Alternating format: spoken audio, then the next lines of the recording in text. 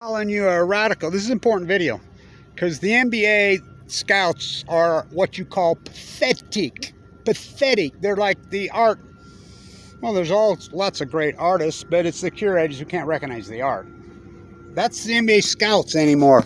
This cookie cutter fucking pathetic league. So, how the fuck do you not recognize what freaking Jerrick Harding is?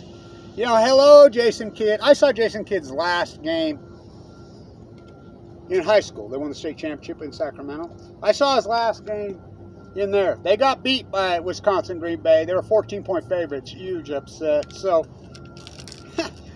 you know, okay, just the fact that Jerrick Harding broke every single record Damian Lillard ever had here. Broke them all. Broke them all. But remember, they both played for Randy Sluggin' Rats Ray. Now, I like Randy, don't get me wrong. I like Randy a lot, but not as a coach, as a person. But, you know, he was in his own world. Listen to his press conference when he retired. He didn't even know Lillard when the scouts are sitting there. Remember, Lillard is in the top 75 greatest NBA players of all time for one reason. Because the NBA is not about winning. It's a sports merchandising company. Lillard played in the Nike League his whole time. Fuck, I always knew Lillard was going to be an NBA fucking superstar. I always knew that from the fucking time he was a fucking... I did the play-by-play the whole time. Gotta go with that left, Jerrick. So, as I told you, he finally got his chance in the summer league. They played him 23 fucking minutes a game. And he still put up 20 a fucking game. Can you do math, kids? Can you do math the whole game? He's unstoppable. He's the most unstoppable player I ever fucking saw. I told Randy, now remember, this is important. I had lots of talks with Jerrick. You know, I knew what he was right off the get. Fuck, as a freshman. Randy Ray didn't. Randy Ray always underutilized him, just like he did Lillard. His last two seasons here, he played on horrible fucking teams. These teams were horrible. We and Kev, when we were doing the play-by-play, used to always talk about his assist numbers. I'm like, his assist numbers would be triple what it is, but these guys can't make a shot. They couldn't throw it in the ocean except for him. So, you can look it up. Before he broke the record in this house, I had a conversation with him that day before the game in the Stewart Library at Weber. You go ask him. You know, me and Jerrick had lots of conversations. I'm like, Jerrick, you're the best player, the best talent in the history of this house. And that's saying a lot, which he is, bar none, in this bullshit cookie cutter NBA league, sports merchandising. I told Damian right to his face, aren't those little childish slaves' fingers getting sore making your merchandise? It's disgusting. The Jazz had the same uniform for 25 years. They have one every third week. It's a sports...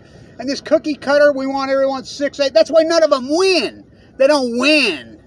You know, I was a college basketball guy. Always have been. When Curry was at Davidson, and you watch, what coach is going to let him do that? Coach ain't going to let some guy sit out there and bomb fucking 35-footers. He had a coach that let him. Look what he did. He changed the whole thing. They went to the fucking Elite Eight. Davidson. Fuck, we all knew what he was. Fuck, he was unbelievable. By the way, his dad was one great shooter, but Sloan wouldn't fucking... So, he transformed the entire NBA. The only team that's not a cookie cutter, out of the fucking whole thing, you know, LeBron come with me, is the Warriors. The only team that's about winning is the fucking Warriors. That's why they win. Curry, he got a coach named Steve Kerr who's, do your thing. Change the fucking whole league. Why have fucking 2 when you can have 3? Hello, you dumb fuckers. Give him a contract. I will bet anybody right now, if he gets a contract, he'll be an NBA fucking all-star within 2 years, and he'll have rings. He's the greatest fucking talent. He's unstoppable. So, before I broke that record, I had a conversation with him. You can look it up. It's online. I'm like, you need 25 points to be the all-time fucking leading scorer here. And, you know, this team you're on this year, you know, they suck, but you need to throw everything to the wind. This is your game. This is the game. The eyes are going to be on you. You're playing Montana. you know, the big rivalry game. Just do your fucking thing. Do your thing and show the world who you are, because Randy Ray wouldn't let him. Randy Layton never cut him loose. I told Randy to his face, look, you guys can't win anyway.